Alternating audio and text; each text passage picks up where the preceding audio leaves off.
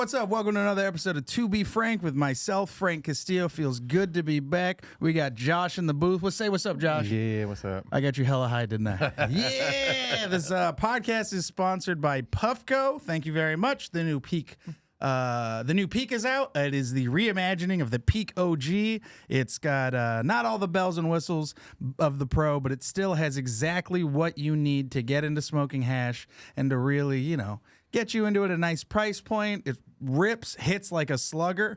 But if you like that extra bells and whistles and you want a sick Ferrari, yeah, check out that Pro. But that new Peak is solid. We're also sponsored by Kalia Extracts. Thank you so much, Kalia. They've got a bunch of new stuff coming out. A lot of great flavors. I love those guys to death. They are the homies. I am also sponsored by Alien Labs. Shout out Ted. He just pulled up and got to check out the mothership and kill Tony. Had an absolute blast. But yeah, thank you guys. Love you. Welcome to the show. Definitely want to introduce our guest, David Jolly. What is up, dog? Look, mama, we made it. yeah. Hanging out.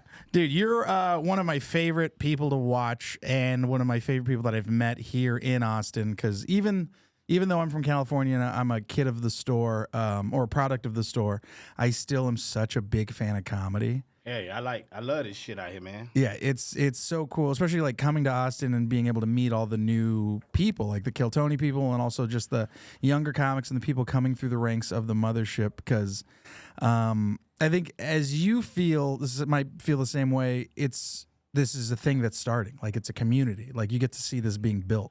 I like to say it's L.A. in the 90s. Yeah, ooh, that's a great. It's so fresh. It's no gatekeepers. It's no ceiling to it. You can make whatever you want to make out of it. It depends on how hard you're gonna work. And that's the catch. A lot of people don't want to work hard. Yeah. People get the idea that something's supposed to be given to them when they do this. That ain't given to you. Be cool, chill out, and be funny. Absolutely. That's the easiest concept to comedy. It's so funny because I remember when I was first coming to the Comedy Store, and I remember it was always the question. It's funny to see the similar question here in Austin now because the question was always like, how do you get into the store? And then I come here and it's like, how do you get into the mothership?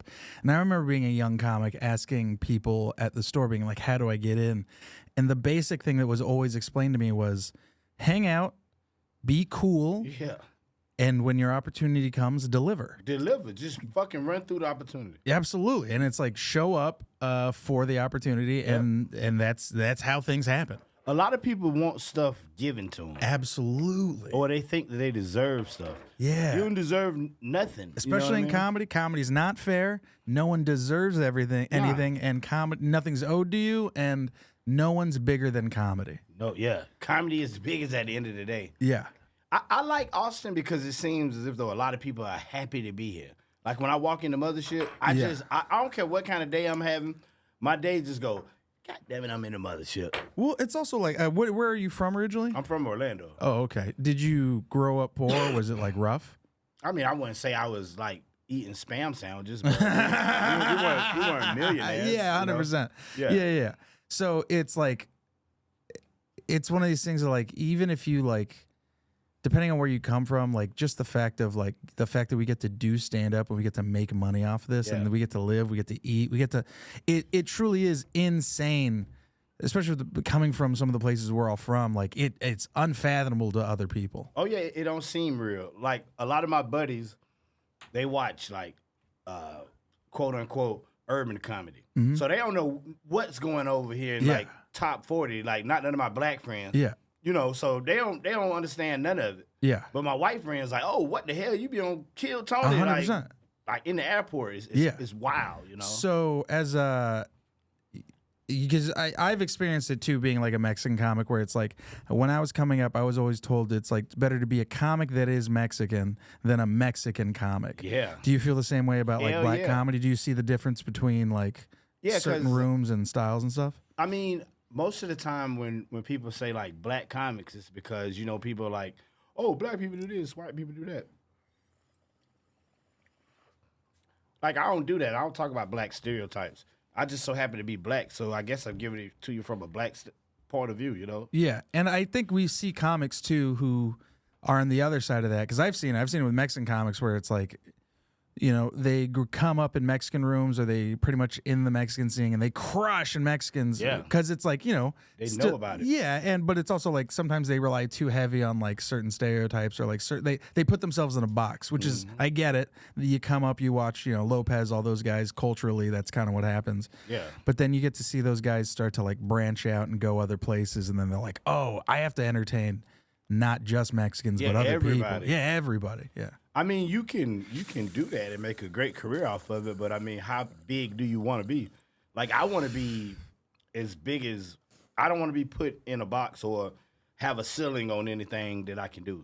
You know, you pretty much gonna have a ceiling at that point. 100%. People will see you as one thing. Yeah, exactly. So when did you get to Austin? I moved to Austin last year. I came to Austin April of last year, like around April 26th. I did the mic. It's my birthday. Oh, mine the 29th. That's No crazy. way. Hell yeah, dog. Fuck yeah. Yeah. Like, I came down here because I called Cam. This was before Kill Tony and all that. Like, he just got down here. I was like, man, what that Austin like? He was like, man, this shit is wild. You know, because we comedy It's a great Cam impression, by the way. That's a solid Cam impression. Yeah, that's him. That was him. Well, like, he was saying, like, it was good. Yeah. Like, because we comedy junkies. Like, Yeah. I'll do comedy all day if it was possible. Yeah. Like, that's all I do. I do. I'm the same way. You know, so I was like, man, I'm going to come down there. He was like, man, you ain't coming down here. Get out of here with that bullshit. So that Saturday, no, I came down on the 26th. So this had to be like that Wednesday or Thursday or whatever. So I just came down. I did the mic that Sunday. And Adam was like, hey, can you come back? So I flew back because I had a headline in Daytona that weekend. Came back that Sunday. He was like, when you going to move here? And I was like, damn, this shit's crazy. Who asked you that? Eget. Eget? Yeah, so I basically, I mean, Yeah, I was that's in that. there. Yeah, that's the aha moment. Yeah, so that's why I was like, oh, well, because I used to drink a lot. I Like, a remember. whole lot. Yeah. And I was kind of tired of it.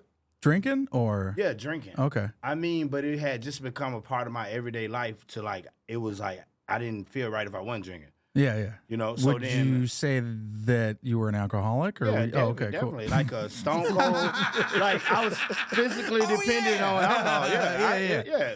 I'm okay with it. Yeah, you know, yeah. that was the past. Yeah. But I mean, like, once all of that happened and I came back, then I came back again. And like the last time I came back, like John Heff was like, man, you was just in the corner sleep. And I tapped on you. You went on the stage and then just went back to sleep. I was like, yeah, it's probably time to stop drinking. Yeah. Because I don't want to blow this opportunity because of alcohol, you know? Yeah. Like, talent is like, I ain't worried about that. Yeah. It's just I understood that drinking was more important than comedy at that time. Yeah. And then making the decision to be like, no, comedy is more important than everything else. Yeah, I mean, I didn't want alcohol to be more important, Yeah. but I was an alcoholic. So Yeah. at the end of the day, it was more important. Yeah. Did you know that you were? Or Yeah. did you? Oh, okay. Yeah. I mean, it wasn't no, like, I had went to, like, AA before. I had quit before, but it was to the point where it was like, okay, anything happened, like, oh, fuck it, I need a drink. Just an Yeah. excuse to go back, basically. You know, when you know that that's what you do. Like, Yeah. I didn't quit for months at a time. Probably like 6-7 months was the longest I ever did it before. But now, when I decided, like, I'm just gonna quit, I just stopped drinking and I ain't want no more. You know, Yeah. I just fucking said fuck it. And Was that everything what- been going up? Yeah. So was there like, so what do you think was the moment that made you be like, oh, okay, yeah, I have to quit. This is the thing that made me quit. The last time I left, before I actually moved to Austin, Adam was like, hey, man, next time you come, like, try not to you know, and then Yeah. Adam was the motherfucker that was fucking with me from the beginning. So I can't lose his back, you know what I mean? Absolutely. This my partner, you know what I Yeah. mean? My partner got me, he the one like, hey, man, you fucking need to move here. So I was like, let me make a move. And then Yeah. I can't, you know, I got to. Disappoint him. Yeah, I got to fucking show up now. Exactly. You know, so I just was like, you know what? It's about time to quit because I can't handle it. I would have been blew this opportunity. Yeah. You know, I mean, I didn't did like, I'm on a theater tour. That's fucking crazy. Yeah. You know what I'm saying? A Yeah. theater. Not a lot of people would have that strength, let alone the wherewithal or just that self-awareness to be able to do that. So good on you. That's fucking so cool. Because I knew that I couldn't be as successful as I could be without drinking. Yeah. You know, I couldn't do both. Like, I can't say, hey, man, let's go out. You know, it's lunch and let's have a beer. Nah, that beer finna turn into like a bottle of whiskey by the end of the night. Yeah. Dude. No, I know that. My dad is alcoholic, so like Yeah, I know. I got tons of crazy stories. So It's a trigger. I mean, I got some great stories too now. Yeah, But- with alcohol. Oh yeah. Oh yeah. What are the great alcohol stories? I mean, but this had nothing to do with comedy. Like this was when I was in my 20s, you know. And Okay, yeah. Like I used to work in hospitality, so Okay. like some crazy stories. Some great. Like ones. what? No, I don't want to tell them. they don't be long. It's a million No, of them. that's fine. I love a good long story. All right. One time I was in my 20s. I used to bartend at this spot called Studio Ink in Tampa. So I'm bartending, you know, I'm drinking while I'm on the clock, you know. Yeah. I'm getting fucking trash. Met this one chick.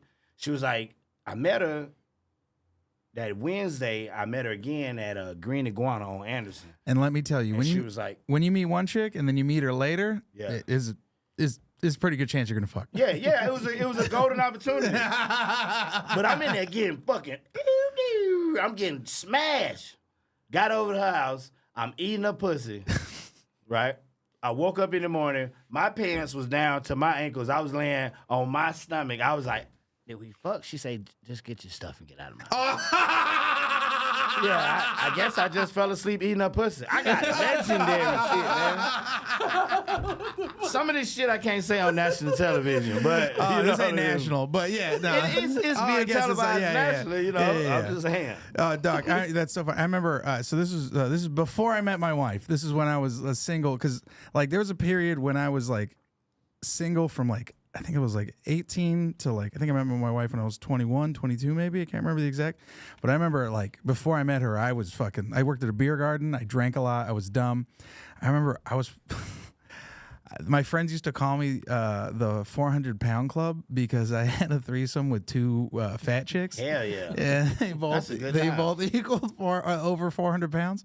Damn, nice. Yeah, and I remember one of the chicks I was fucking. It was like, yeah, it was great. And then she invited her friend, and then we all were having sex. But I was also shit faced, and I was fucking one of them, and I think I fell asleep in the middle of it. Like the girl was riding me, and then she was like, "You're falling asleep." I was like, "No, I'm not." And then I remember waking up, and then both of them were disappointed. Yeah, I've disappointed many women by falling asleep.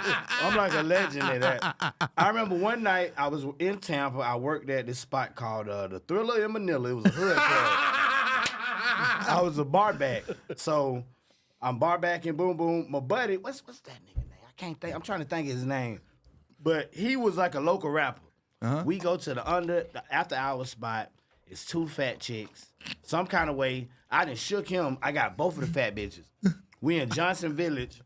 This whole lights ain't even on. Her lights ain't on.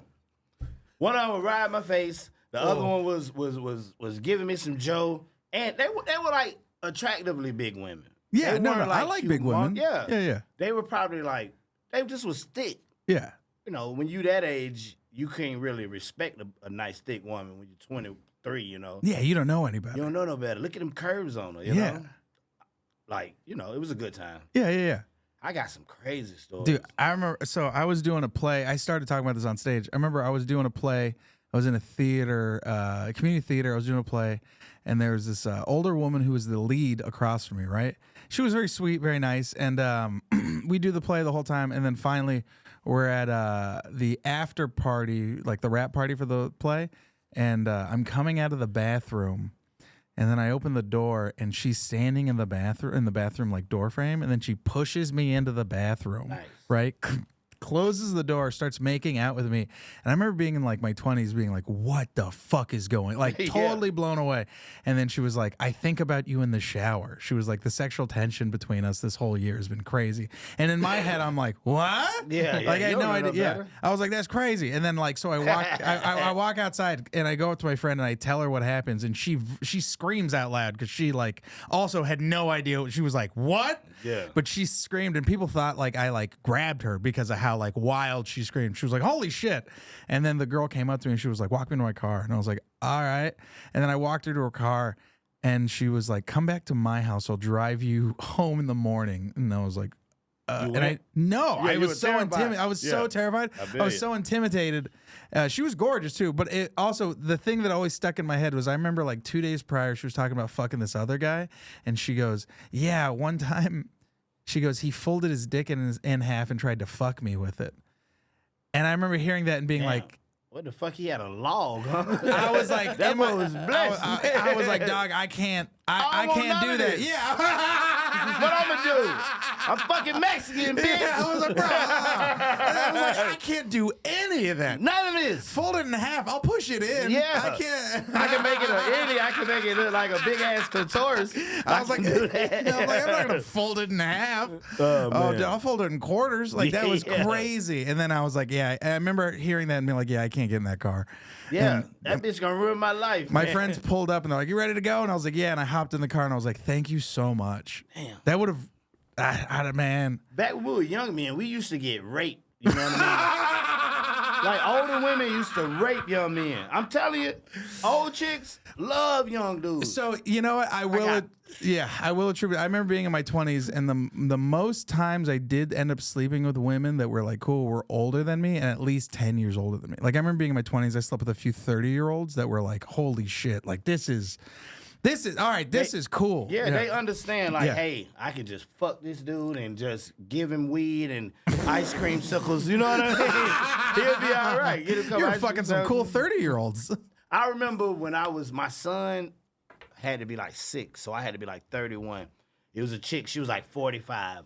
I remember I met her at the Legion, the American Legion. You know, shout out American Legion. My grandfather and my grandma and my dad and a lot of people are fucking. Dude, I grew up in American Legion. Yeah, hey, we had one in Orlando. That was the spot. So I met her one Saturday night.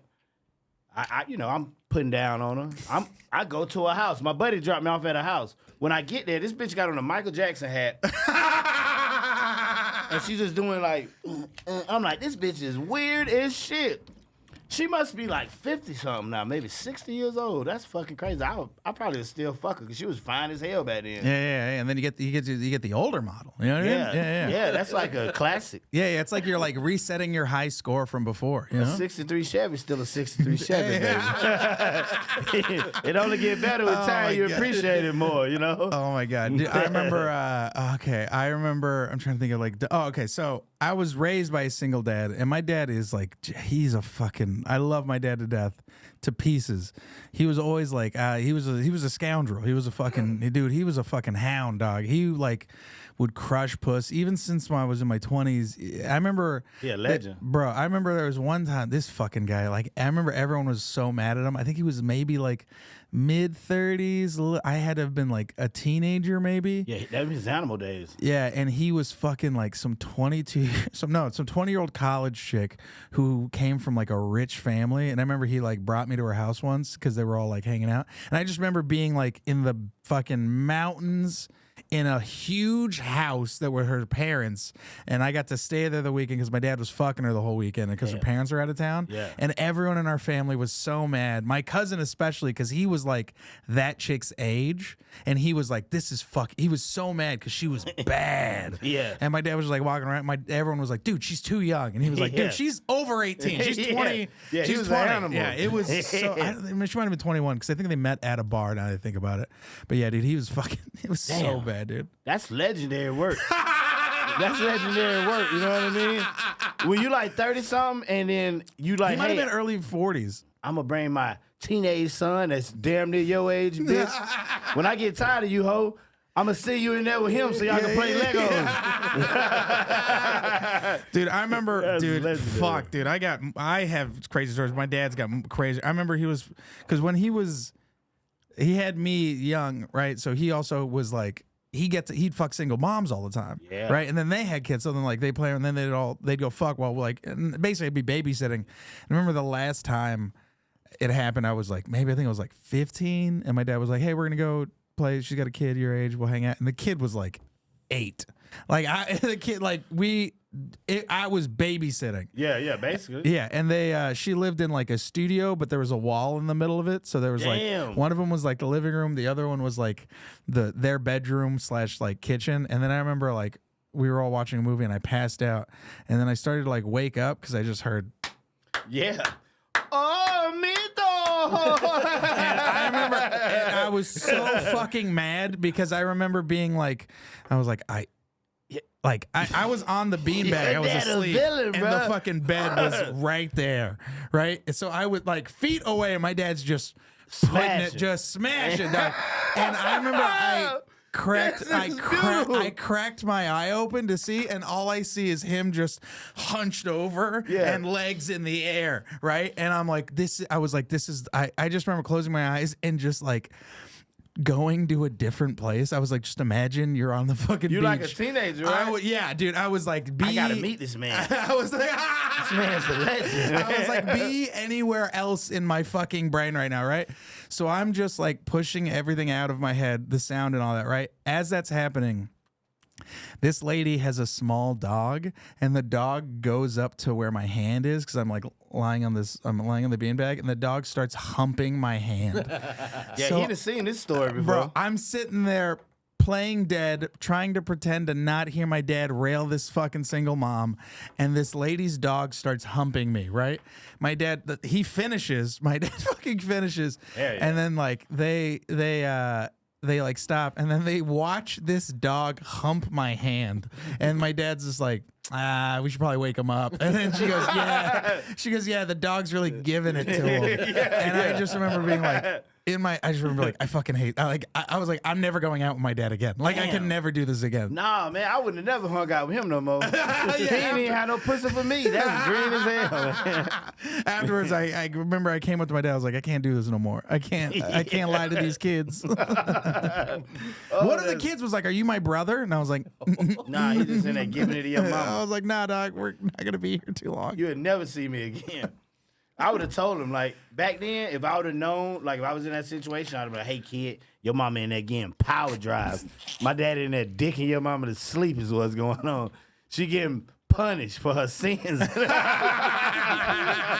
That's what's happening right now, kid. Oh my god, yeah, dude. He shout out my dad. He's fucking ridiculous, dude. That's kind of like my dream is to like my dream was always to be able to like be successful so we can like go on like a baseball tour. So like it's like I would tour and do shows, but then we'd also follow the baseball games around the country. Yeah, yeah. That's always been like a dream of mine to do. Why with you him. don't put it together? It's baseball season now, right? I know.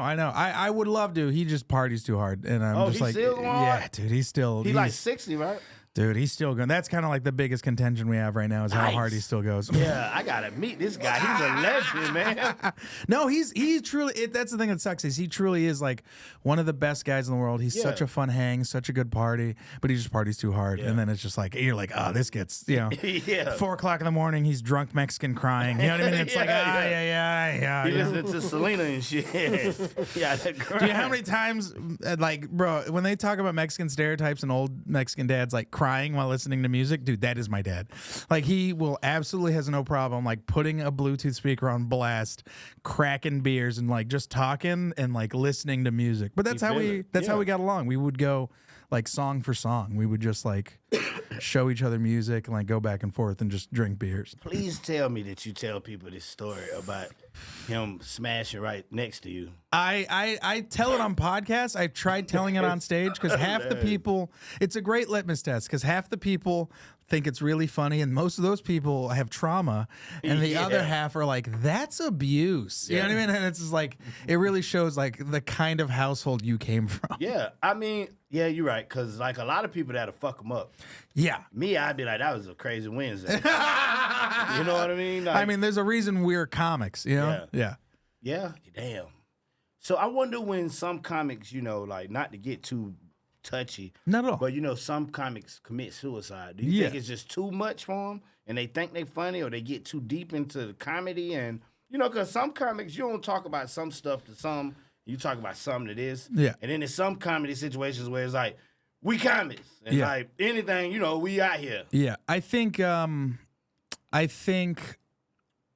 just regular people when it comes to comedy, it's tough to get in this, and it also takes a certain kind of crazy person to get in this. Yeah. You're not necessarily crazy. But it's a delusion, not like a delusion, but it's like, it's a delusion. yeah, it definitely takes a certain kind of person to get into this, especially to be like, I'm gonna be famous, right? Especially if you get into it like with that kind of angle. But I think there's a lot of artists, and we all are very creative and stuff. We all come from different backgrounds, and just like anything, there's different things that affect us and attribute to how we are as people and how we see comedy. Some people have demons. Some people just have like substance abuse. Not all money's good money in the sense of like, you know, certain people getting a bunch of money or a bunch of fame, it changes them. Yeah. You know, you have to be like a strong person, like But mentally. I think that you have to be delusional in order to trick what you consider reality. Yeah, In order to make it in a successful manner in comedy. 100%. Because you have to like rationally, you thinking like, hey, this shit ain't gonna work. You know, but you have to tell yourself, It will. man, yeah, it's gonna fucking work. I ain't gonna lie, this might sound crazy. Like ever since like when I first started doing comedy, I knew I was gonna be successful in comedy. It's this weird thing of like where's the line of belief in yourself and delusion, Yeah, right? yeah, exactly. And I think there's a good test of like you just being like, am I delusional? Like that questioning yourself. I think that in itself is a good way to set yourself apart from a lot of people who can't tell that they're delusional, Yeah. right? But no, I get that too, because there's certain things, especially in the way things going with like the mothership and fucking the first time Rogan talked to me at the store and the first time I won anything or just got successful in this, like every time it happened, it was always like, oh, this is a dream or this is like deja vu or like inside. I guess I knew that this was, I knew something like I knew that I couldn't fail at this, but I knew that something good was going to happen if I keep doing this. Yeah. And that's literally how it's been is like every day that I take this in comedy, I always kind of think of like, this is always just a gift, right? Yeah. I could be working at fucking Starbucks. I could like, I've Anywhere. never thought of this to be like, I'm going to be rich. I'm going to be famous. It's like, I just want to be good at comedy. Anything else that happens afterwards is gravy. Yeah. So I think in the process of Getting good at comedy. getting good at comedy, everything else will fall in place. Yeah. Because everyone says it's like 10 years to be an overnight success, but I think it is time and preparation meets opportunity. Oh, exactly. I mean, oh, absolutely. Absolutely. I mean, that's all it is, but I don't know how to put it. It's just, it's fucking great to me. Yeah. Because it was like perfect timing for me. And then this started happening, and then, you know, It's this and fucking weird how life works. Like when people What? are like, life is a simulation, there's times where I'm like, that's ridiculous. And then I think about it, I'm like, if this was a simulation, this is how I'd be playing it. yeah. Yeah. Hell yeah. I mean, Austin weird though. Not weird in a bad way. It's just different from like Orlando. It's crazy how like so many cultures that's just together. Like it ain't really like a black culture or a white culture. It's just Austin culture. I think that's good. That's good. I think that rounds you out because like Hell yeah. I remember I came up in the Bay Area and that was like a melting pot. Yeah. And then when I went to Temecula, which is Southern California, it was a lot of white people but different kinds of white people, like Mormons, Christians, some Jewish people, a lot of military people, and then Native Americans. And then the only Mexicans they knew there were the ones that were working outside. Oh, okay. So they like had no idea. They'd never seen a fucking city Mexican kid, let alone a Mexican kid who didn't speak Spanish like that. Yeah. Like they were like, whoa, you sound like us, you know about shit, and you know better music than it. Like I was introducing them to cool white people shit from fucking the Bay Area. You know what I mean? Yeah. Yeah, they were like, oh, this is insane. All right, let's get into some of these questions. Dude, this was so fun. We're like, what time are we at? You're about to be 30 minutes. Oh, perfect. Damn, that was Yeah, this is pretty damn good. that's hilarious. Good conversation, man. Yeah, man. I try to, that's what I kind of try to keep is, Yeah. kind of come, hang out, just This like a pothead's dream. It's like just talking to your buddy. You know what I mean? Yeah. And it just so happened to be recording. That's it. yeah, absolutely. And know we're what I mean? talking about fucking. You know? Yeah. You know, I really With your want to fuck dad. a midget though. I always talk about that. I want to fuck a midget bad. You don't know how bad. I mean, like, You know what? I agree with you. I actually agree with you. I think the taboo of fucking a midget's going away. That we probably we should say a little. I have a joke about it. I want to do it. You can't say little person when you talk about fucking them because it just sounds like you're a pedophile, Yeah, like a right? pedophile, yeah. So it's almost like saying a midget or a dwarf is like the correct thing to say, right? I thought it was the correct. it's my not. whole life. Yeah. They don't get mad. No, but it's also like did you know a lot of them are doing OnlyFans now and they're making millions of dollars off of it now? That shit crazy. Yeah. I want to see They're if making they'll a let little me money. in. You know what I mean? Just a little bit of money out that shit. Little bitty bitch make a little bit of money. Respectfully. Yeah, respectfully. Respectfully. Exactly. How have you tried hitting on a midget? one time, like when I used to be a bartender in Tampa, it was Plies. You know the rapper Plies? Oh yeah. He had a song called I Am the Club. He recorded it at the bar that I worked at. Lady V, who was a midget stripper back then, I was trying to get her drunk the whole night. I just kept feeding her drinks, feeding her. Hey, this on me, baby. This on me. I'm trying to take her out the game. Because I know once the shoot is over, it's over. And then I got the car outside. I was just going to scoop her up, put her in the car, take her to Gyros, make sure she don't throw up everywhere, little bitty bitch. But that bitch could hold some fucking Grey Goose. You hear me? She was lit. It was a good time. But I ain't get to conquer. That's hilarious. If I run across Lady V right now, I'd beat the sleeves off Lady V. She a thick little midget too. She had a fat little ass. They all come with fat asses. Though. They're all built like you drew this. If you pulled the scale meter down on fucking Premiere Pro, you know what I mean? Where you fucking they get thick. yeah. The smaller the scale, the thicker they get. That's so dumb. All right. What are your strangest intrusive thoughts? What I mean, like crazy thoughts? Like you know, like if you go up on like a really high apartment building that's got a balcony, and in your head you're like, I should jump. Like those things, weird pop. Yeah, things that's why I don't really go on up on heights. Yeah, because in my mind I just be like, I look down and I'm like, jump, and I'm like, jump, and usually I be high, so I'm like, man, get your dumb ass from out of here.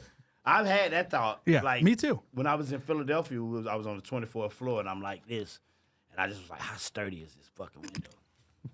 And I was like, that bitch might go. I don't really want to, like, die. I just want to. No, but yeah. It's just like, I don't know if it's a thrill. No, it's an intrusive thought. That's what it is. It's just a thought that pops. It's just like a bad, not a bad thought, but just a thought that, you know, just a weird thought that pops up. Yeah, that's probably like, I mean, I had that thought a lot, though, because I fly, and you know, like, quite a bit. Yeah. And not a whole lot where I would act on it. Of course not. It's just like, will you act on it? Yeah. Like, you ever thought about, like you're walking down the street and someone's walking next to you and cars are coming and you're like, if I push them, they're going to die. That's an intrusive thought. That's not a thought I have. I was just giving an example of an intrusive thought. I ain't never had that. I don't want to kill people. I'm pretty much a nice guy, man. I mean, I ain't had that one. Not that one. I ain't had that one. That's a wild one there, man. You need to seek some counseling, right? You need to see a shrink, man. No, that was an example. But do you have any other strange intrusive thoughts? So, I mean, like, not like hurting anybody, but just yeah. like whatever, like pop where you're like, I want to go to Mexico, or just anything like random that pops in your head. if I'm in a room and I'm like, I got to fart, I'm like, damn, but I wonder if I could let this bitch go silent and just watch everybody's face light up and just don't even say nothing. I do that. I done did that before. Every now and then I let one of them bitches go. Like at the airport or something. Yeah. It's early in the morning. I done drunk that coffee. Everybody lining up to board. I just get right in the middle and just. Then I just like look at the faces around me. Cause see, I got an old nigga stomach. So that shit stank as hell at 7 o'clock in the morning. Everybody like this, oh my God. That is disgusting. Hey, Trudy, did you do that? That stinks. Dude, I remember farting once in my sleep on the plane, and it was like I knew I farted because I remember I farted and I woke up, and it wasn't like one of those things where you fart and you can like pretend like you woke up, but it was like I was like, oh, ah! Yeah, and I turned around, and the guy next to me was like he could, and he didn't have to tell me. I could just see it in his eyes that I fucking like farted myself awake. It was one of them real ones. Them loud ones don't be that stank. Them ones where you just go. Yeah, the quiet, silent but deadly. Yeah. I don't never admit to it too. If I'm in public, I'm gonna let it go. Dude, I have really bad, like, I don't know what it is, but like I remember one time I farted, I made my friend's dog gag. Yeah. Yeah. You're getting old, man. What you eating? You know, Yeah, I've eaten better now, but yeah, it was bad. Yeah. All right. What is the craziest thing that's happened at a family gathering? Christmas party, B-Day party, reunion. I don't know, man. I don't know. Family gatherings, my family got a little bit of sense, you know. So it don't really get too crazy. Me and my Uncle Carl, back when I used to drink, it was pretty cool to just like go to the go get drunk with him. Like everybody, it don't be like drinks out, like not at my mom's house, you know. She a pastor, but she ain't against it. You can bring it if you want it, but she ain't gonna provide it. But yeah. I don't know. I don't know. Not nothing too crazy, man. Wow. They kind of like that'd be like some sanity time. I'ma talk crazy. You know, I ain't gonna curse, but I'm gonna just say funny stuff with the family. But Yeah. it ain't nothing That's your too mom's a crazy. pastor? Yeah, my mom. Oh, that's cool. That's cool. Yeah. What religion? Christianity. Oh, okay. Cool. Yeah, I mean, Sick. but yeah, you know, that's I don't have no crazy. My family, insane, dog. What one case in point? A lot of fights at weddings. Damn. Dude. Birthdays are always crazy. Y'all be swinging. Yeah, on both sides of the family. Yeah, I've Damn. seen it's always so funny whenever I talk to people and they're like, I'm like, your family doesn't like ever fight or like swing at each other or like take it outside? No one does that? Nah, they try to act like they got sense with each other, you know. I mean, especially like my mom's side, yeah, they like each other. They love each other. They love each other a lot. Yeah, they don't do that. I remember when I went my wife's family, that was such a surprise to me when I was just like how cool and chill they were. I was like, oh, this is how it's supposed to be. Yeah, then my girl, her family, they nice each other. They love each other, you know. They don't argue. I vividly remember my mom and I remember one Thanksgiving my mom got in a fight with two of her stepmom's kids. So it was like it was a big family contention. It was like my grandfather. It was like the Brady Bunch. So it was a bunch of kids from previous marriage. He married my step grandma, and she had kids. And then there was like weird favoritism, weird Mexican culture shit. Yeah. And like they would say shit. They would just say snide stuff to my mom. And my mom's like one of those ladies who's like, she's like, yeah, I'm not like, we'll just fight. Like she's not like she's a crazy. Yeah, she's a crazy lady. Yeah. But she's also like a sweet lady. Yeah, she's a Just sweet. don't sweet get her lady. timing wrong. That's all. 100%. Yeah. That's all that is. Ain't nothing wrong with that, bro. That's being a real human being. That's how we used to handle stuff back in the days. If you got a problem with me, let's fight. We're going to get it over with. You know what I mean? Like, we ain't got to hold all that animosity on our chest. Let's bump. Your mama just ready to go. She trained to go. Yeah. She ready. That's it. Let's get it over with. If you want to do it, let's do it. I got family members like I got family members like that, but it won't happen at family events. You know what I mean? But like, yeah, let's do it. Come on. Yeah. I got a crazy story. My grandfather and my uncle Eddie, one time they was at church. The guy just kept on getting into In the it. Lord's house? Well, no, they didn't fight in the Lord's okay. house. The guy was just talking noise like they were after church, but it was on church grounds.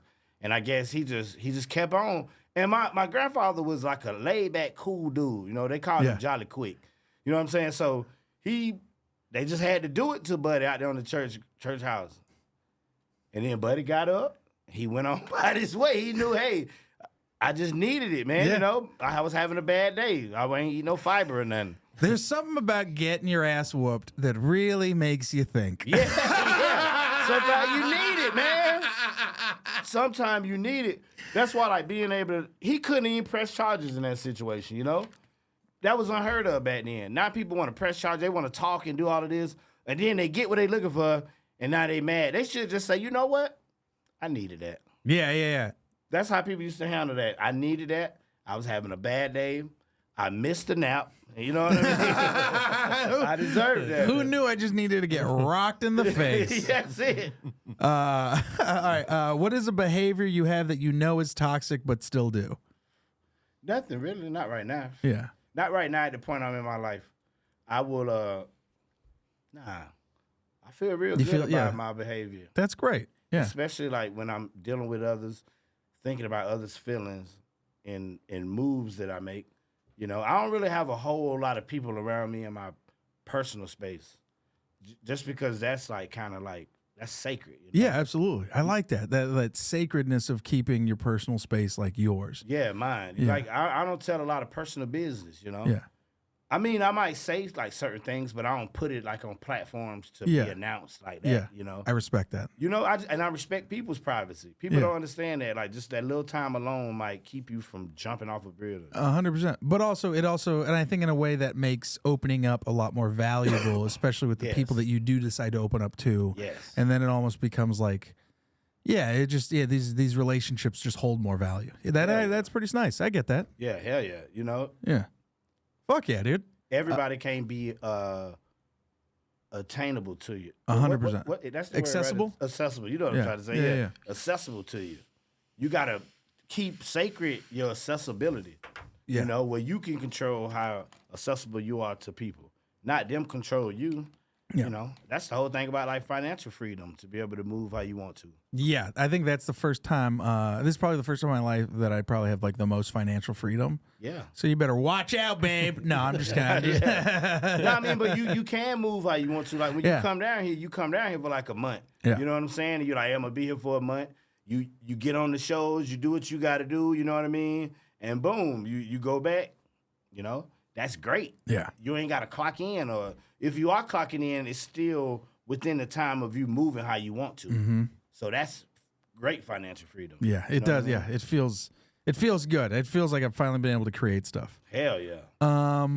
What was your messiest breakup?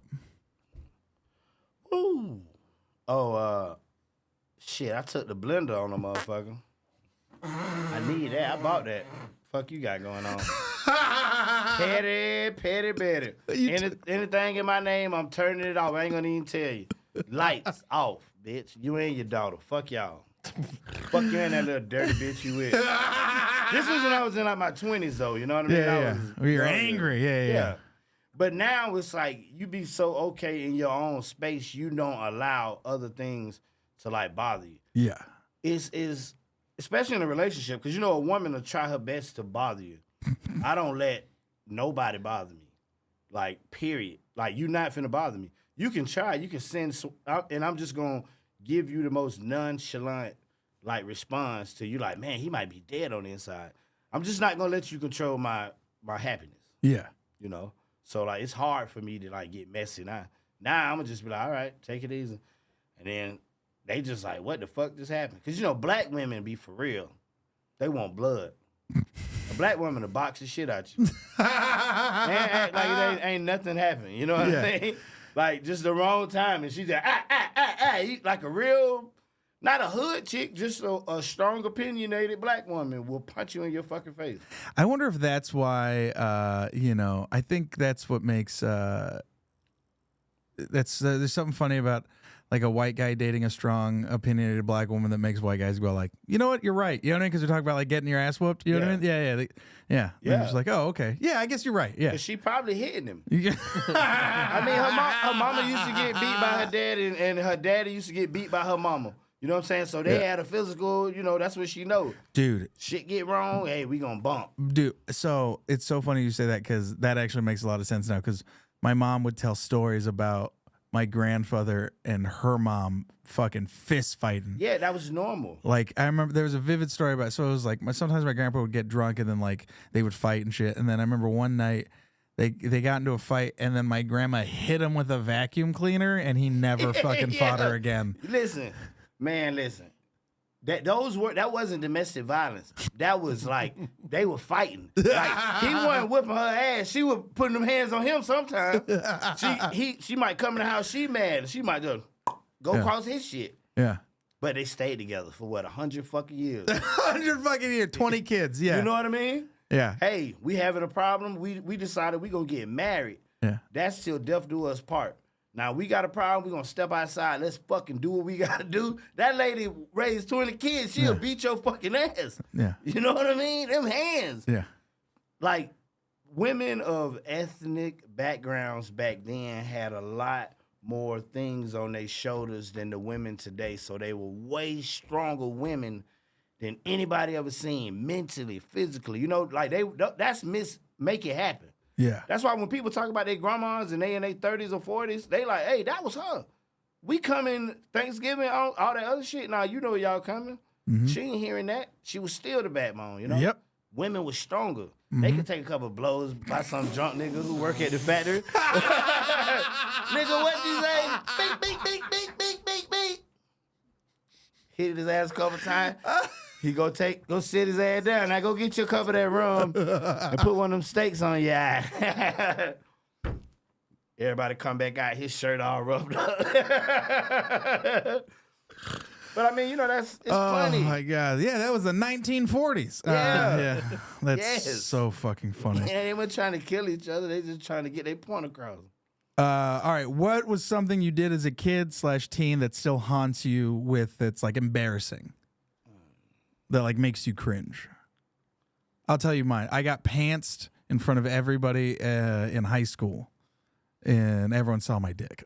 Damn. Yeah. And let me tell you, it was cold that day. Oh, you had an innie. Oh, bro, that shit looked, bro. Everyone started calling me fucking Francesca after that. I was the first Ninth trans. grade? Yeah, I was in like high school. I was like it was rough. Damn. I remember I got pants, so then I covered the back and then I covered the front and then I just fell down because I didn't know what to do.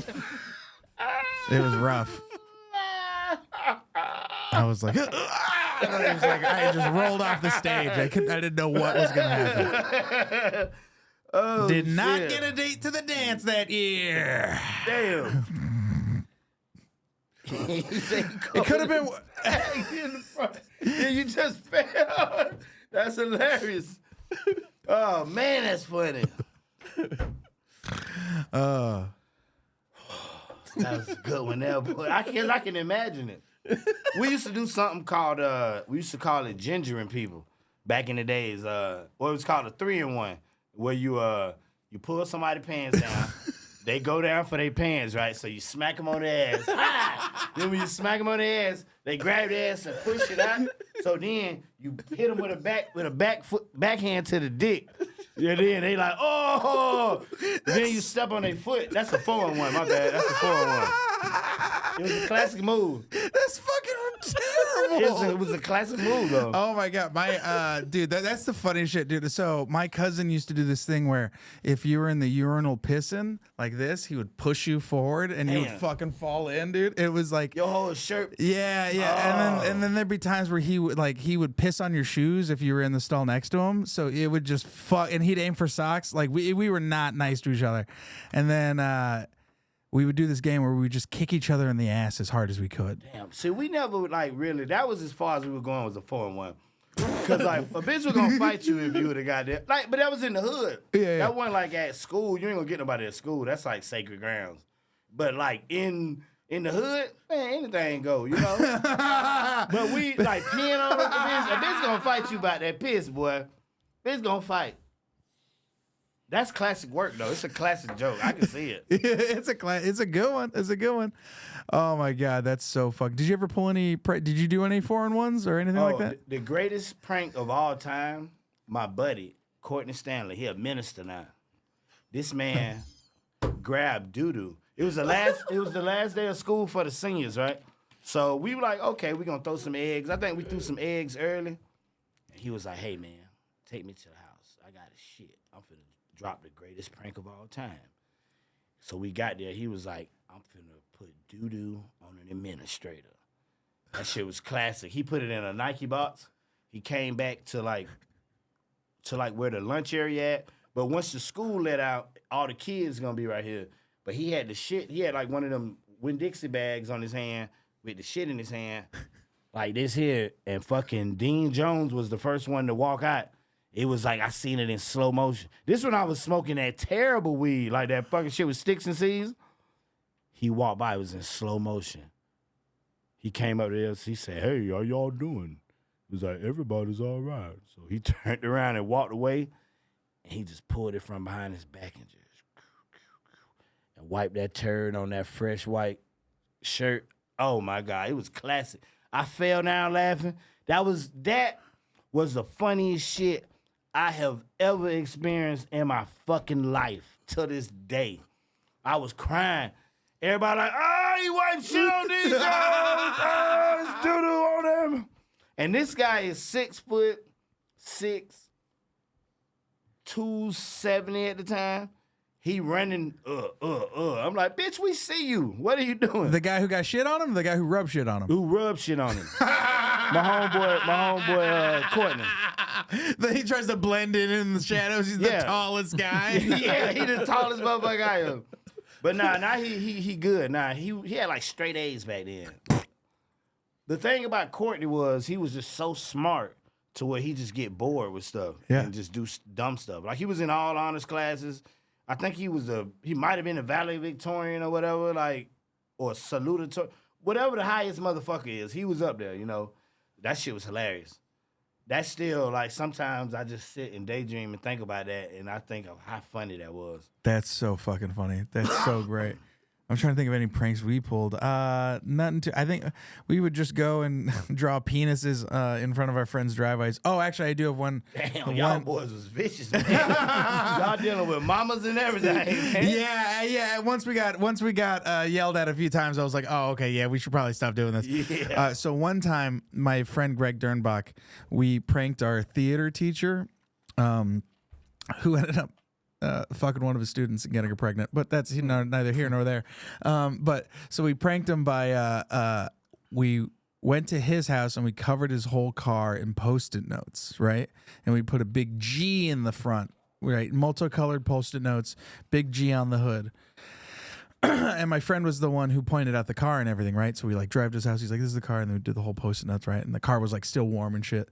Then we get to school the next day, and we're like giggling and shit because we think we're fucking hilarious. And then our teacher doesn't show up. Yeah. And we're like, "Oh fuck!" Like what? Like oh what? Like oh shit! And then a substitute comes in, and then finally after like fifth period, our teacher comes in, and we walk in and we go, "Hi, so what happened? What happened to your car?" And he goes, "Was it you fucking idiots?" And I was like, "What?" And he was like. I was like, "Did we Post-it note your car?" "No." And he goes, "Yeah, you guys got my neighbor's car." He goes, "I walked out and my neighbor's screaming at me, wondering why there's a huge G on his fucking Honda." Damn. And I was just like, "Oh shit." And that's why he was late, because he had to deal with that. And then I turned to my friend, I go, "What? How did you get that wrong?" And he was like, "Oh, I'm colorblind." Damn. So what a fucking idiot. I was like, "Is that the Honda?" And he goes, "Yeah." And I was like, "Is it the blue Honda?" He doesn't fucking know. Yeah. So he was like, "Yeah, that's the one." And then we fucking, it was embarrassing. What an idiot. Yeah, it was very, very fun. I wonder what it's like being colorblind. That must suck. Yeah, that must suck. Because also, like, a lot of people don't realize they're colorblind until later in life. Like, I had an uncle who didn't realize that he couldn't see certain reds. Damn. Like, he always thought he had like a magenta car. And then they're like, "No, you have a red car." And he's like, "A magenta?" And they're like, "What are you talking about?" And then they checked his eyes and then he was like, "Oh shit, you're colorblind." Damn. Yeah. Shit. So some people really don't see color. You know? Anything you want to plug before we get out of here? Shit. The Killers That Killed Tony tour, America's Favorite Uncle tour, all the tickets at UncleJolly.com. Oh yeah, who's stopping by every first and third Wednesday? You gonna do it Wednesday, right? Yeah. Hell yeah, at Vulcan. Oh, okay, 8 sick. o'clock. Yeah. We have just a bunch of whoever in town come drop by. Like we done had Brian Simpson, Brian Holtzman, Ari Mighty. We always get the best comics, you know. Hell yeah, I'm there, dude. Hell yeah, sponsored by a lot of motherfuckers. Just go to UncleJolly.com and it'll tell you all that. Dude, thank you so much for coming. I'm glad you had fun. This was shit was dope. I was dying laughing this whole episode. This was a so good fun. one. Thank you, man. I appreciate Hell you. yeah, appreciate you, my brother. Hell yeah, that was fun. Yeah, that was real.